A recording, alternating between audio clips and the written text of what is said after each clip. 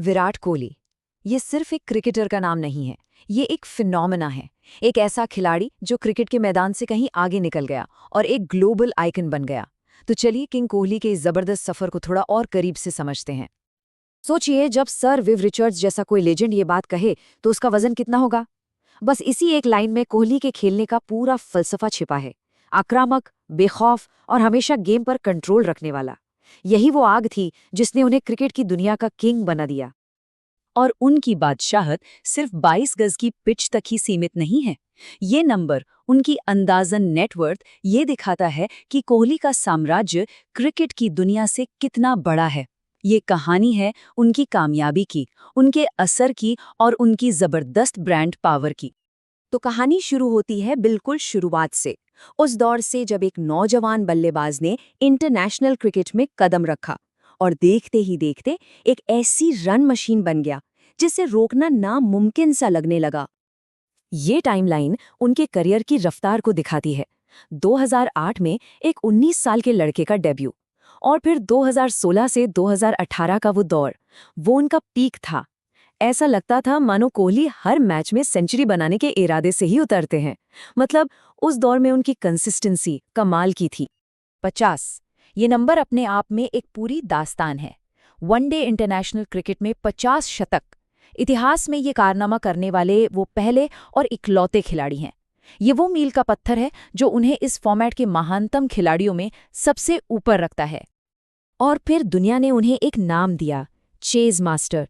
बात सिर्फ रन बनाने की नहीं थी, बात थी दबाव में रन बनाने की।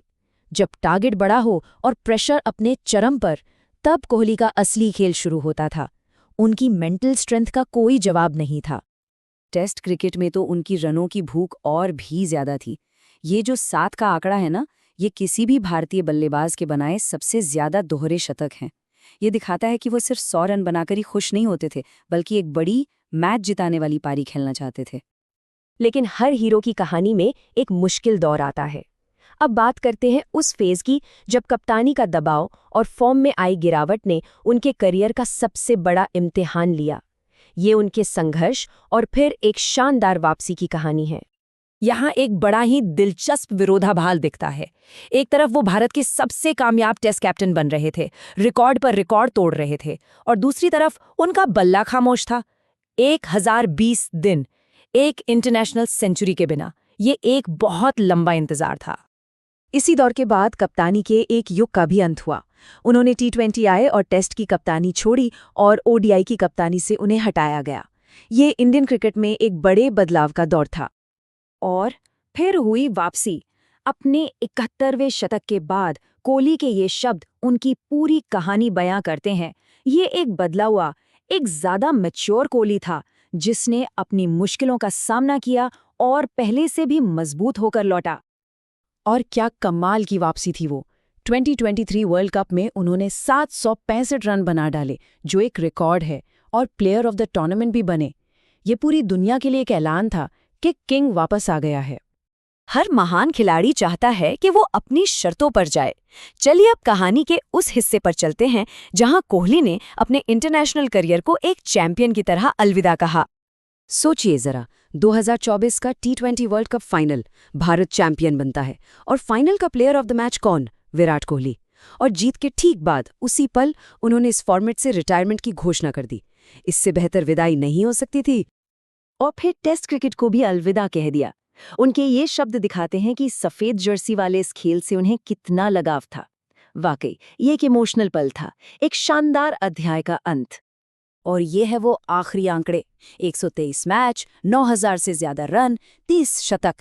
ये नंबर्स उनकी महानता की गवाही तो देते हैं, लेकिन कोहली की विरासत इन नंबरों से कहीं ज्यादा बड़ी है। तो चलिए अब मैदान के बाहर की दुनिया की बात करते हैं। कोहली की लेगेसी सिर्फ उनके रन्स और रिकॉर्ड्स तक नहीं है। उन्होंने एक ऐसा एम्पायर खड़ा किया है जो उन्हें एक ग्लोबल आइकॉन बनाता है। तो ये ब्रांड कोहली आखिर है क्या? आसान भाषा में ये उनके जबरदस्त खेल, उनकी मार्केटिंग अपील और उनकी स्मार्ट बिजनेस सोच का एक पावरफुल मिक्सचर है। ये एक ऐसा ग्लोबल ब्रांड है जो आज एक्सीलेंस का दूसरा नाम बन चुका है। ये चार्ट उनकी कमाई की कहानी को साफ दिखाता है। उनकी इनकम का एक बहुत बड़ा हिस्सा विज्ञापनों से आता है, जो दिखाता है कि बाजार में उनकी पकड़ कितनी मजबूत है। क्रिकेट की सैलरी तो उनके इस बड़े साम्राज्य का एक छोटा सा हिस्सा भर है। वो सिर्फ दूसरे ब्रांड्स का चेहरा नहीं है, वो खुद ब्रांड्स बना रहे हैं। 18 और व्रोंग जैसे कामयाब वेंचर्स से लेकर रियल एस्टेट में बड़े बड़े निवेश तक, उन्होंने एक स्मार्ट बिजनेसमैन की तरह अपने क्रिकेट की पैसे को एक मजबूत बिजनेस एम्पायर में बदल दिया है। और उनकी विरासत का एक बहुत जरूरी हिस्सा समाज को वापस देना भी है। उनका फाउंडेशन टैलेंटेड युवा एथलीट्स को वो सपोर्ट देता है जिसकी उन्हें जरूरत है, ताकि वो भारत के अगले चैंपियन बन सके। ये खेल के लिए उनके असली जुनून को दिखाता है। तो आखिर में सवाल यहीं आकर रुकता है। एक खिलाड़ी, एक कप्तान और एक आइकन के तौर पर विराट कोहली का मकाम खेल के इतिहास में कहाँ है? उनकी कहानी के कई पहलू हैं और उनकी विरासत पर शायद आने वाली पीढ़ियां भी बहस करती रहेंगी। ये एक ऐसा सवाल है जो हमें सोचने पर मजबूर करता है।